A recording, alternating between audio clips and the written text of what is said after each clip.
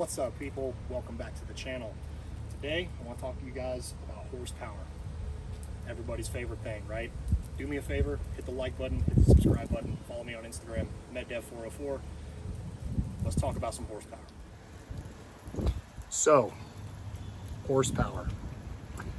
If you have one of these cars, the smallest amount of horsepower I think you're going to be making is right around 420, 430, something like that. This particular iteration is a 2015. It's an N63tu, which means technical update. And those come with 445 brake horsepower from new at the factory.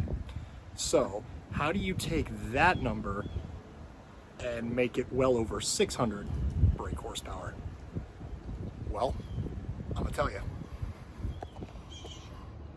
So as you can imagine, a car that comes with 445 horsepower stock factory is still going to be pretty quick, but you want more, you want to go faster. So the good news about making any sort of forced induction BMW lately go faster is that it's pretty straightforward.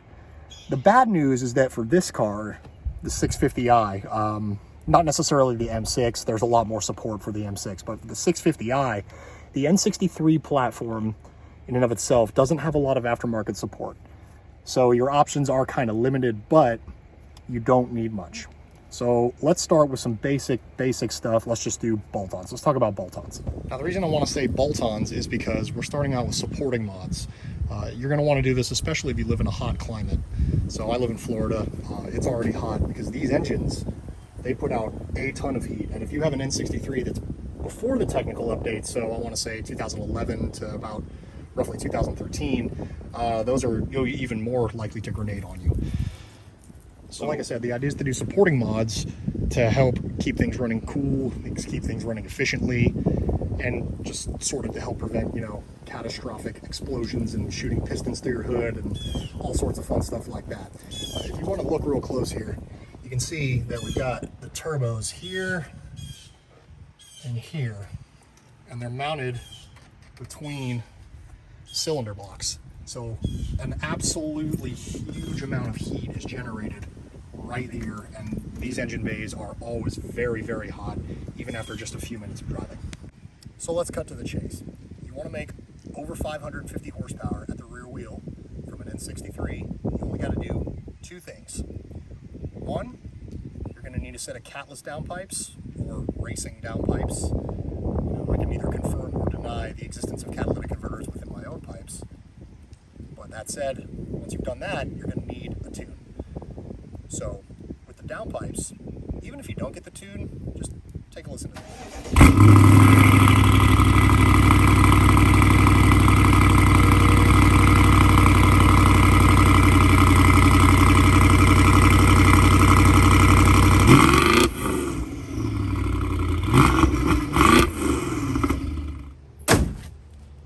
That sounds good, right? It's a good thing that there's not a smell-o-vision here on YouTube, because I promise you a lot of you guys would be having a headache. The one drawback to making big power from these cars is that you're modifying your exhaust, especially on a car that's known for burning oil. You're going to get a nasty stench. The guys I drive with, they usually don't let me drive in front of them if we're getting on it, because they end up with severe headaches from, minor amounts of carbon monoxide poisoning. But just a minor drawback, no big deal. If you're just cruising, it's fine anyway, so don't worry about it. So that's what that sounds like. But there's a lot more to it than sound. Now, frankly, if it was me, I would get downpipes just to make it sound really cool, because that's just who I am. Don't judge me.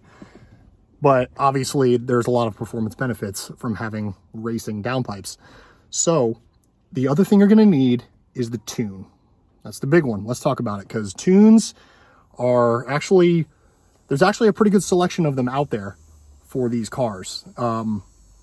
And I want to tell you about all of them, but I only have one. So I'll tell you what I do know. Now, the tune that I have does in fact allow you to tune your car with zero hardware mods, nothing.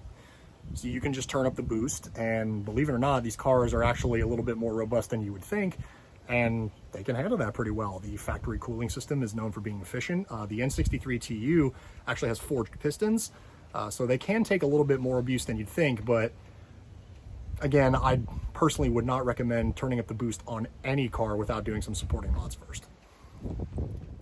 And what I do know is that I'm using BM3, Boot Mod 3. It's from Pro Tuning Freaks. And I am making 561 horses at the rear wheel on 93 octane. And according to them, that can be done strictly with the downpipes and their stage 2 93 octane tune. There's a lot of different options, but you know, modern tuning is actually generally not too difficult to do yourself. That's I really like the tune that I use. You can just plug it straight into your car's OBD port, and then as long as you have a phone or a laptop with a connection, then you can do all sorts of wild stuff with it. But like I said, 561 horsepower at the rear wheel is not a small number. So I did a basic like Google horsepower conversion calculator. That's approximately 668 crank horsepower, brake horsepower, whatever you want to call it. That's a lot. Now, the car's heavy, okay? The car's heavy, so you got to take that into account. This thing weighs, what, like 4,600 pounds without a driver in it, so bear that in mind. But here's the thing. I'm using an off-the-shelf map, and I'm running it on 93 octane. And I have stock turbos, okay?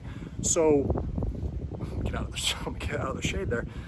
So, there's guys that have these cars, and they have absolutely absurd numbers when they have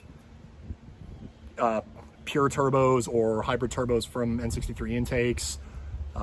You've got custom tuning that goes on, and some of the numbers that guys are pulling from these cars, especially at like I want to say 70 to 140, is, yeah, it'll blow your mind. You can get way more than 561 at the rear wheel just by doing a few more things. Now, granted, turbo upgrades are expensive. Custom tuning can be expensive.